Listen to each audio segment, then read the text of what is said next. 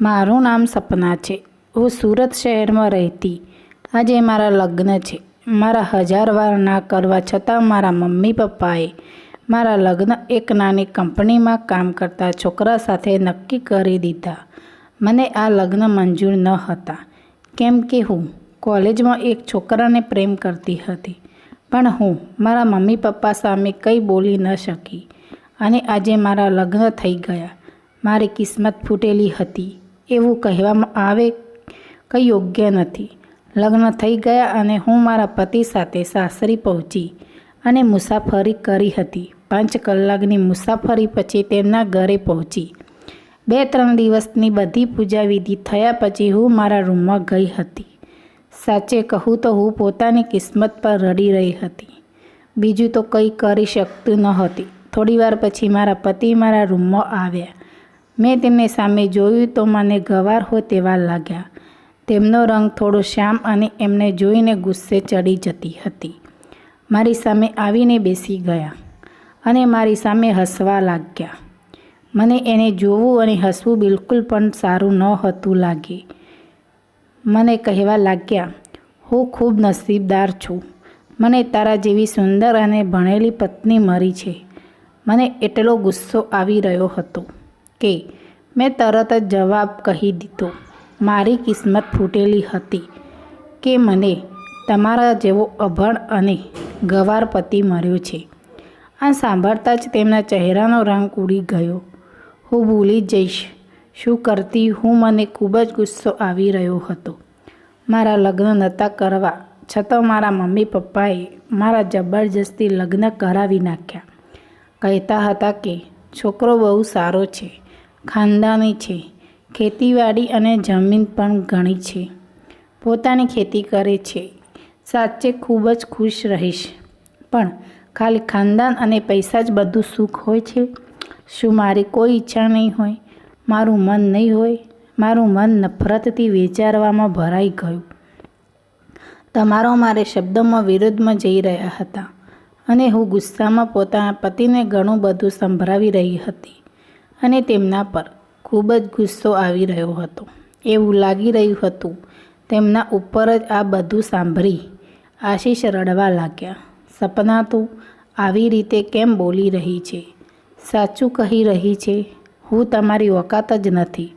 જો તમે લાગે છે તમે મારા બરાબરી કરી શકો તો આ તમારો ખોટો વહેમ છે.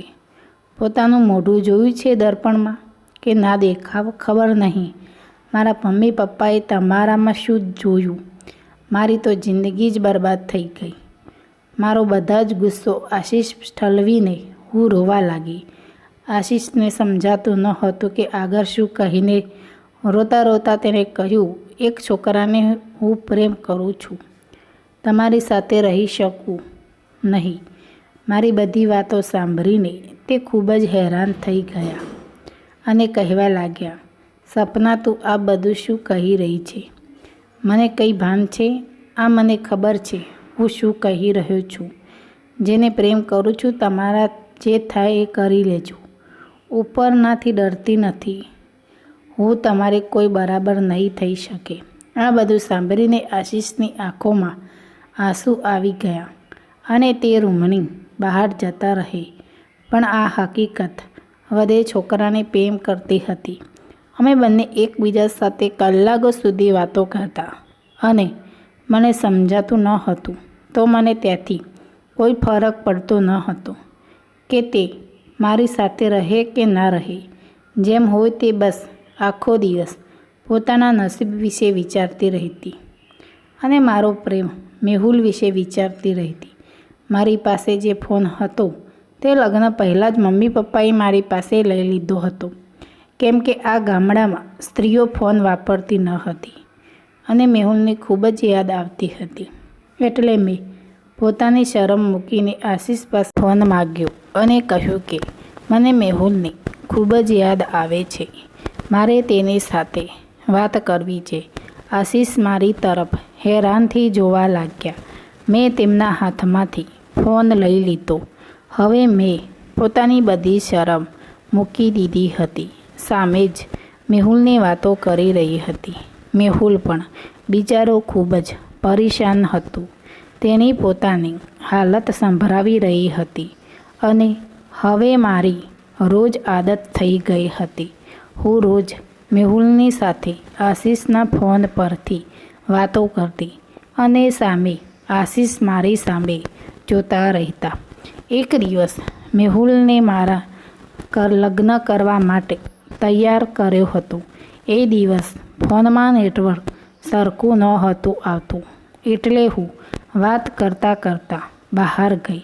ઘરમાં બધા સૂઈ ગયા હતા. આશીષ પણ સૂઈ ગયા હતા. હું મારી સાથે વાત કરી રહી હતી કે એટલામાં મારી જેઠાણી આવી ગયા અને મારી પાસે ફોન ઝૂંટાઈ લીધો ને કહેવા લાગ્યા, તે તને શરમ છે? પતિના હોવા છતાં તો પારકા પુરુષ સાથે સંબંધ રાખી રહી છે.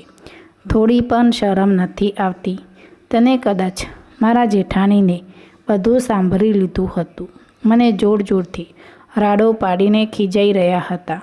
તેમની અવાજ સાંભળીને ધીરે ધીરે બધા જ બહાર આવી ગયા અને આશીષ પણ આંખો ચોળતો બહાર આવી ગયો અને કહેવા લાગ્યો, શું થયું? કેમ રાડો પાડી રહ્યા છો? આની ઉપર મારી જેઠાણીએ બધું ચોખ્ખા શબ્દોમાં કહી દીધું. બધા મારી તરફ જોઈ રહ્યા હતા. હું ખૂબ જ ગભરાઈ ગઈ, પણ પછી ખુશ પણ થઈ ગઈ.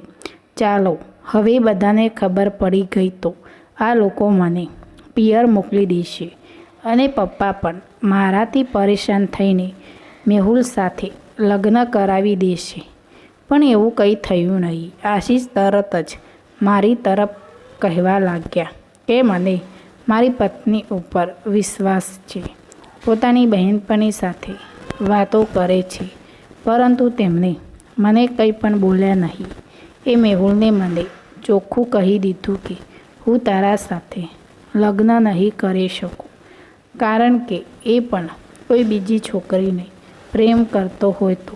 મને તો આ પણ સાંભળીને ખૂબ જ હેરાન થઈ ગઈ અને મને સમજાતું ન હતું કે મારા પતિથી વધારે પ્રેમ કરતી હતી.